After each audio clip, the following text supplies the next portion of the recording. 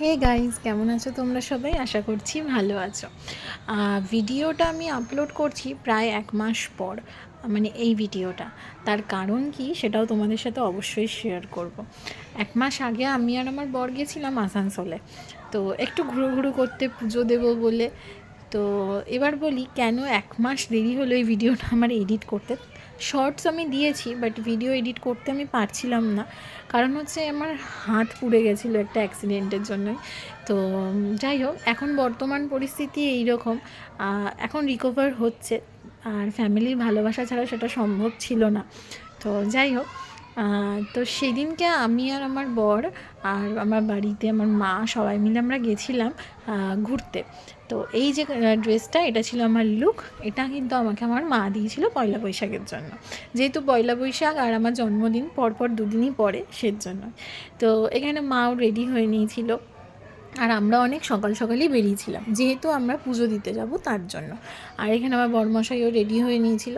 আর আমার বরমশাই কোনোভাবেই ভিডিওতে আসতে রাজি নয়, কারণ সে খুবই লজ্জা পায়। তো যাই হোক, তাকে দেখিয়ে নিয়ে আমরা বেরিয়ে পড়লাম, কারণ আমাদের গাড়ি চলে এসেছিলো। আর গাড়ি একদম টাইম টু টাইম এসে গেছিলো, তো আমরা 3জন উঠে পড়েছিলাম গাড়িতে, আর এই যে রওনা দিয়ে নিয়েছিলাম।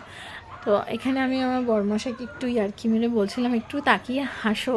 তো এই যে সে এখানে তাকিয়ে একটু হাসলো। আমরা কিন্তু এভাবেই একে অন্যের সাথে খুব খুনসুটি করি, ভালো লাগে বেশ।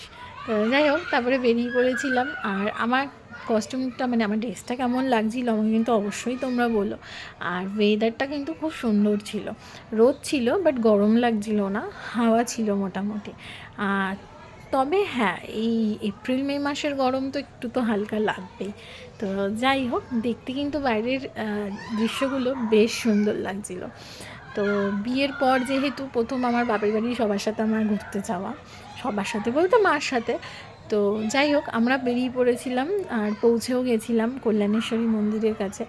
আর এই মন্দিরে আমি অনেক বছর আগে পুজো দিতে এসেছিলাম, আবার এই বিয়ের পর এসেছি আমার বরমশাইকে নিয়ে পুজো দিতে। তো এই দেখো, এখানে সে আগে আগে যাচ্ছিলো, আর পিছনে আমি আর মা ছিলাম। মন্দিরের দুপাশেই কিন্তু ঠাকুরের ডালা নেওয়ার জন্য, প্রসাদের জন্য, টিফিন করার জন্য, আরও বিভিন্ন জিনিসপত্র কেউ যদি কিনতে যাও অনেক দোকানই রয়েছে। তবে হ্যাঁ, বাকি দোকানের তুলনায় একটু প্রাইসটা বেশি এখানে, কারণ আমি এখান থেকে দুটো ব্যাঙ্গেলস নিয়েছি আর আমার মাও নিয়েছে। তো সেক্ষেত্রে প্রাইসটা একটু বেশি, তবে ঠিক আছে, মাঝে মধ্যে নেওয়াই যায়। আর এখানের প্যাড়াগুলো কিন্তু বেশ ভালো খেতে। তো আমি এখানে আমার শ্বশুরবাড়ি যেহেতু অনেক, মানে একান্নবর্তী ফ্যামিলি বলতে পারো, অনেক বড় ফ্যামিলি, তো সেজন্য সবার জন্যই নিয়ে এসেছিলাম। আর এটা ছিল আমার আমাদের মন্দিরের প্রাঙ্গণটা, মানে যে মন্দিরে পুজো দিতে গেছিলাম সেখানে প্রাঙ্গণটা। এটা পরে তোমাদেরকে আমি পুরো দেখাচ্ছি। তার আগে আমরা এই মন্দিরের ভেতর থেকে ডালি নিয়ে নিয়েছিলাম। আর হচ্ছে ডালি বেশি টাকার বা কম টাকার আমার কাছে এটা ম্যাটার করে না, আমার কাছে মনের ভক্তিটাই আসল। তো মনের ভক্তি দিয়ে পুজো দেওয়াটাই হচ্ছে মেন। তো এখানে কিন্তু মায়ের কোনো মূর্তি পুজো হয় না, এখানে মায়ের একটা শিলা আছে, সেই শিলাটাকেই পুজো করা হয়। তো যেহেতু ভেতরে ভিডিও করা বারণ, তো আমি সেখানে ভিডিও তো করতে অবশ্যই পারিনি। তো এখানে পুজো টুজো দিয়ে আমরা চলে গেছিলাম মন্দিরের পিছন দিকে, যেখানে কিন্তু এই যেখানে পাহাড়ের ওই পাথরের মতো সব ধাপ কাটা রয়েছে, বেশ সুন্দর জায়গাটা। আর একটু মেনটেনেন্স করলে আমার মনে হয় আর একটু সুন্দর হবে। আর শীতকালে কিন্তু সবার আসার জন্য একটা সুন্দর জায়গা অবশ্যই এটা হতে পারে। আর এইখানেই পাশে ছিল একটা বজরংবলীর মন্দির। মন্দিরটা ছোট্ট কিন্তু বেশ কিউট। তো যাই হোক, এখানে এই যে মন্দিরটা, যেটার কথা তোমাদেরকে আমি বলছিলাম, তো এখানে দর্শন করে নিয়ে আমরা সবাই কিন্তু বেরিয়ে পড়েছিলাম মাইথন ড্যামের উদ্দেশ্যে। আর মন্দিরের আশপাশের চত্বরটা কিন্তু বেশ সুন্দর ছিল, গাছপালায় পুরো ভরা। তো তার আগে মন্দিরের প্রাঙ্গণটাও তোমাদেরকে একটু দেখিয়ে নিই। এটা ছিল প্রাঙ্গণটা।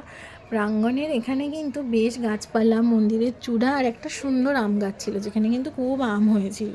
আর আমার দেখে প্রচণ্ড লোভ লাগছিল। আর এই দেখো, এখানে পায়রা সুন্দর সুন্দর খোপ ছিল। তো মোট কথা বলতে পারো সেদিনকে কিন্তু বেশ ভালো লেগেছে, চোখের শান্তি আর মনের শান্তি দুটোই হয়েছে। তো যাই হোক, এখানে পুজো টুজো দিয়ে আমরা গেছিলাম একটু টিফিন করব বলে, কারণ সকাল থেকে আমরা না খেয়েই ছিলাম পুজো দেবো বলে। তো টিফিনে আমরা খেয়েছিলাম কচুরি আর ছোলার ডাল। টিফিন করে ও আরেকটা জিনিস মিস হয়ে গেল তো, রসমালাই। সেটা অবশ্য খাওয়া হয়ে গেছে, ভিডিওটা আর করা হয়নি। তো যাই হোক, তো এখানে খাওয়া দাওয়া করে আমরা বেরিয়ে পড়েছিলাম মাইথন ড্যামের উদ্দেশ্যে। আর দৃশ্য তোমরাই দেখো, আশা করছি ভালো লাগবে।